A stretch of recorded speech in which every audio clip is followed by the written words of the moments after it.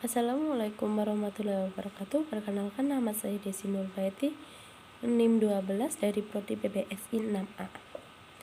Di sini saya akan menjelaskan tentang pengertian artikel dari penelitian bahasa yang berjudul Kesantunan Bahasa Imperatif dalam Tuturan Arisan Warga Curah Jaya.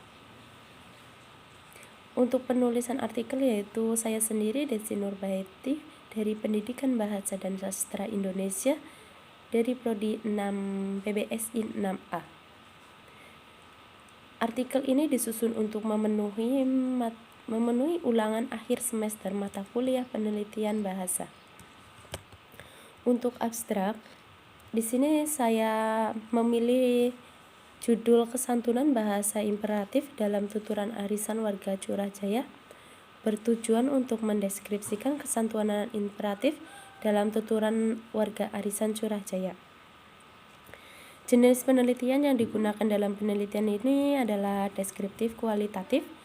Dalam data penelitian ini yaitu tuturan warga Curah Jaya yang diambil pada hari Kamis tanggal 22 April tahun 2021. Tahap penelitian dijabarkan dalam 3 hal, yaitu penyediaan data, analisis data, penyajian hasil analisis. Pada tahap penyediaan data digunakan metode simak dengan teknik dasar berupa teknik sadap, dan teknik untuk kelanjutannya teknik simak dan teknik catat. Dalam analisis data menggunakan 2 metode, yaitu metode padan dan metode kontekstual, sedangkan metode penyajian data menggunakan metode informal. Di sini kata kuncinya yaitu pragmatik ya, karena penulis menggunakan pendekatan pragmatik dengan ilmu pragmatik.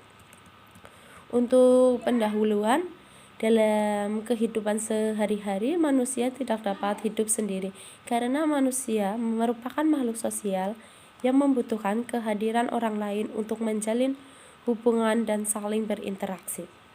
Oleh karena itu, untuk memenuhi salah satu kebutuhan sebagai makhluk sosial yang perlu berinteraksi dengan orang lain, maka manusia memerlukan alat yang disebut bahasa. Bahasa adalah lambang bunyi bersifat arbiter yang digunakan oleh suatu anggota masyarakat untuk bekerja sama, berinteraksi, dan mengidentifikasi diri. Menurut Kridak Laksana tahun 2008 halaman 24. Sedangkan bahasa sebagai alat komunikasi merupakan saluran perumusan maksud yang melahirkan perasaan dan memungkinkan untuk menciptakan kerjasama dengan sikap anggota masyarakat. Menurut Keraf tahun 2004 halaman 4. Di sini juga ada ragam bahasa. Menurut Kridak Laksana tahun 2008 halaman 206 adalah variasi bahasa menurut pemakaian yang berbeda-beda berdasarkan topik yang dibicarakan, berdasarkan hubungan pembicaraan, lawan bicara, dan orang yang dibicarakan, serta medium yang dibicarakan. Dalam penelitian bahasa ini, peneliti mengambil warga Curah Jaya sebagai objek penelitian. Warga Curah Jaya merupakan nama dari salah satu gerumbul yang berada di Desa Kaliputih, Kecamatan Purwojati, Kabupaten Banyumas, Jawa Tengah. Dalam tuturan diambil yang diwakili oleh kelompok masyarakat tuturan warga Curah Jaya. Kelompok tersebut yaitu Arisan Warga Curah Jaya. Data yang diambil dari penelitian ini dikelompokkan berdasarkan tingkat kependidikan masyarakat. Selanjutnya yaitu ada wujud kesantunan dalam berbahasa Indonesia dapat dibentuk tuturan. Bentuk-bentuk tuturan itu masih dapat dirinci lagi, misalnya imperatif. Di dalam imperatif terdapat bentuk-bentuk kesantunan yang jelas wujudnya, penentu kesantunan, dan tingkat kesantunan. Yang pertama ada pengertian bahasa. Bahasa merupakan suatu ungkapan yang mengandung maksud untuk menyampaikan sesuatu kepada orang lain. Sesuatu yang dimaksud oleh pembicara bisa dipahami dan dimengerti oleh pendengar atau lawan bicaranya melalui bahasa yang diungkapkan. Dengan syarat Bahasa harus jelas dan bisa ditangkap oleh lawan bicaranya. Menurut para ahli, yang pertama itu menurut Keir dan Agustina tahun 1995 halaman 14, fungsi utama bahasa adalah sebagai alat komunikasi. Hal ini sejalannya dengan Soeparno tahun 1993 halaman 5 yang menyatakan bahwa fungsi umum bahasa adalah sebagai alat komunikasi sosial. Sosiolinguistik memandang bahasa sebagai tingkat laku sosial atau social behavior yang dipakai dalam komunikasi sosial. Yang kedua yaitu ada fungsi bahasa. Dalam arti yang paling sederhana, fungsi dapat dipandang sebagai pandanan kata atau penggunaan. Dengan demikian, bila terbicaranya tentang fungsi bahasa, dapat diartikan cara orang menggunakan bahasa mereka atau bahasa-bahasa mereka bila mereka berbahasa lebih dari satu bahasa. Menurut Halliday dalam Keir tahun 2004 halaman 20.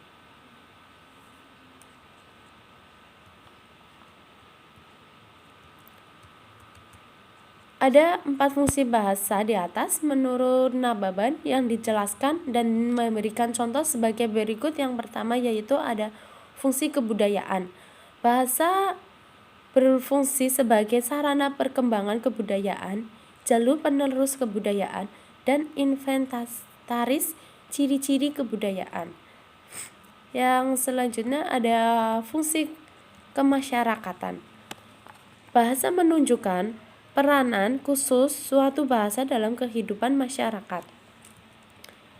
Yang ketiga ada fungsi perorangan. Halliday dalam Nababan tahun 1984 halaman 42, dia membuat klarifikasi kegunaan pemakaian bahasa atas dasar observasi anak sendiri. Klarifikasi itu membentuk bahasa anak-anak kecil terdiri dari 6 fungsi, yaitu instrumental, menyuruh, interaksi, kepribadian, pemecahan masalah, dan yang terakhir menghayalkan. Yang ketiga ada konteks tuturan. Konteks tuturan penelitian linguistik adalah konteks dalam semua aspek fisik atau setting sosial yang relevan dari tuturan yang bersangkutan.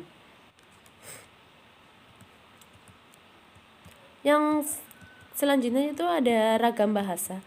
Ragam bahasa dalam variasi bahasa menurut pemakaian yang berbeda-beda, menurut topik yang dibicarakan, menurut hubungan pembicara, kawan bicara, orang yang dibicarakan, serta menurut medium pembicaranya. Menurut Bachman tahun 1990, sering dengan pengembangan zaman sekarang di masyarakat mengalami perubahan sehingga bahasa pun mengalami perubahan.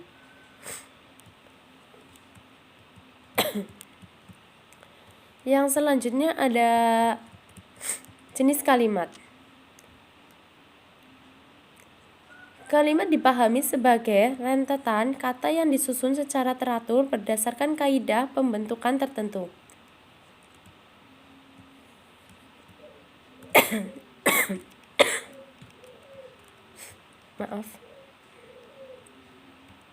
Namun dalam penelitian ini secara pertama tidak digunakan melainkan dengan cara kedua. Nilai komunikatifnya dapat dibedakan menjadi 5, yaitu kalimat berita deklaratif, kalimat tanya interrogatif, kalimat perintah, kalimat seru, dan kalimat penegas. Yang selanjutnya ada kalimat imperatif. Kalimat imperatif mengandung maksud memerintah atau meminta agar mitra tutur melakukan sesuatu sebagaimana diinginkan si penutur. Kalimat imperatif dalam bahasa Indonesia dapat berkisar antara suruhan yang sangat keras atau kasar sampai dengan permohonan yang sangat halus dan santun.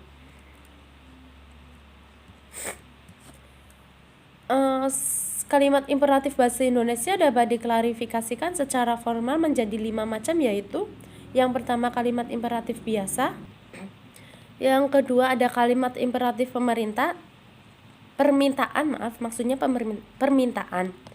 Yang ketiga ada kalimat imperatif pemberian izin, dan yang keempat ada kalimat imperatif ajakan.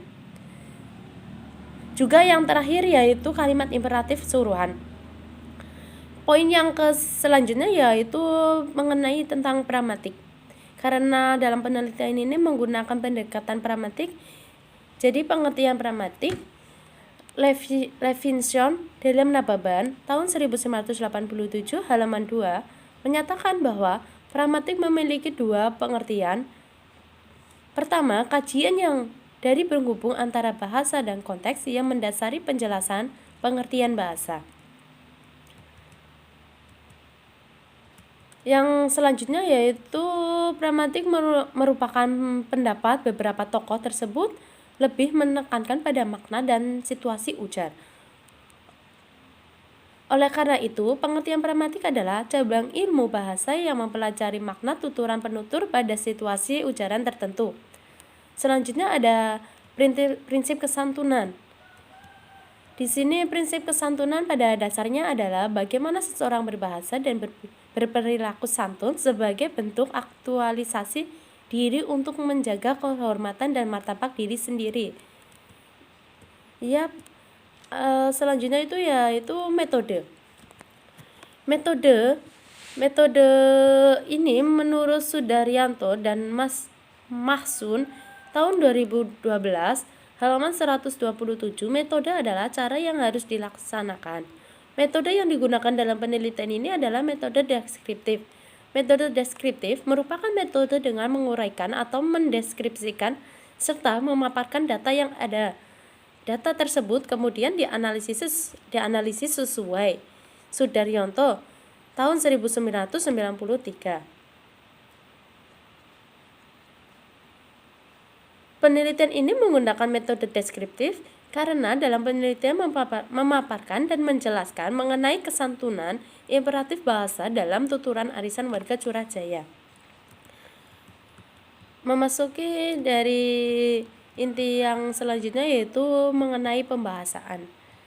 Pembahasannya mengalami kalimat imperatif dalam tuturan warga Curahjaya. Kalimat imperatif dalam bahasa Indonesia dapat diklarifikasikan secara formal dalam mempunyai beberapa ciri.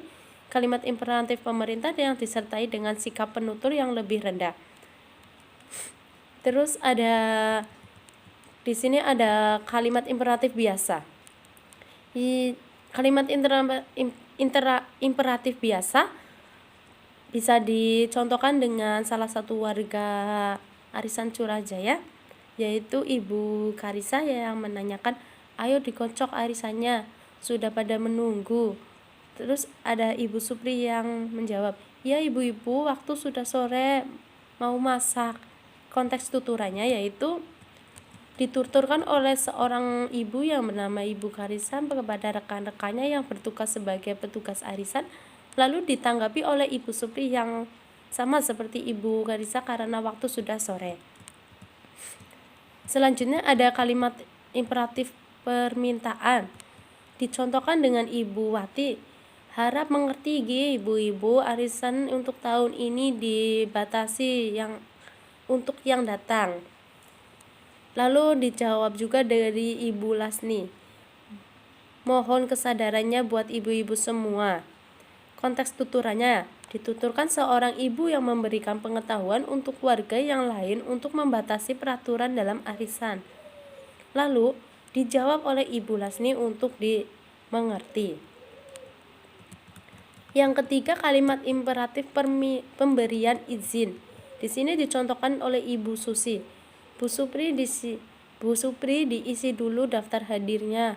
Iya Ibu. Konteks tuturan dituturkan oleh seorang ibu yang bernama Susi kepada Ibu Supri supaya mengisi daftar hadir. Yang keempat yaitu kalimat imperatif ajakan. Contohnya ada pada Ibu Natem. Buat ibu-ibu siapa yang mau ikut arisan Senin Manis? Ibu Sri menjawab, Saya ikut Bu Natem. Konteks tuturannya berbunyi, oleh Ibu Natem yang menanyakan ibu-ibu arisan untuk mengajak arisan Senin Manis. Selanjutnya ada konteks imperatif suruhan. Di sini dicontohkan dengan Ibu Mala, buat pengurus arisan warga Curajaya harap menyetorkan data. Lalu Ibu Wati jawab, sudah Bu, konteks tuturannya yaitu oleh Ibu Mala yang menyuruh pengurus arisan kepada Ibu Wati untuk menyetorkan datanya. Dari kesimpulan artikel ini yaitu dari hasil penelitian ini dapat disimpulkan bahwa untuk melengkapi masalah kesantunan imperatif, bahasa dalam tuturan warga Curajaya menggunakan kalimat imperatif yang meliputi 1. Kalimat imperatif biasa, yang kedua merupakan kalimat imperatif permintaan, yang ketiga kalimat imperatif pemberian izin, yang keempat kalimat imperatif ajakan, dan yang kelima yaitu kalimat imperatif suruhan. Di sini dalam penyempurnaan artikel ini menggunakan daftar pustaka menurut Keraf Gurlis tahun 2004, komposisi Flores Nusa Indah. Selanjutnya ada Mahsun tahun 2012, metode penelitian bahasa, tahap strategi, metode dan tekniknya. Tata bahasa buku bahasa Indonesia. Terima kasih atas perhatiannya. Bila ada kekurangan dalam penyempurnaan artikel ini, mohon maaf yang sebesar-besarnya. Wassalamualaikum warahmatullahi wabarakatuh.